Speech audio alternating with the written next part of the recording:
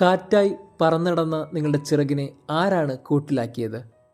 പുഴ പോലെ ഒഴുകി നടന്ന നിങ്ങളുടെ ഒഴുക്കിനെ ആരാണ് തടസ്സപ്പെടുത്തിയത്?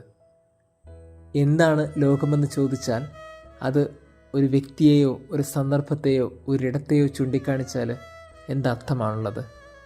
എനിക്ക് തോന്നുന്നു ലോകം ഒത്തിരി വലുതാണ്. ആ വലിയ ലോകത്തിലേക്ക് നമ്മളൊക്കെ വലുതായി ഇറങ്ങിത്തിരിക്കുന്നുണ്ടോ?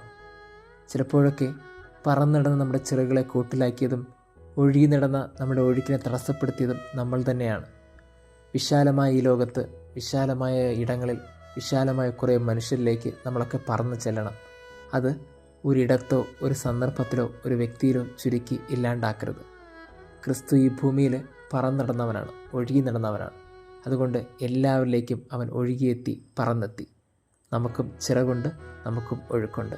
ഒന്നും തടസ്സമാകാതിരിക്കട്ടെ.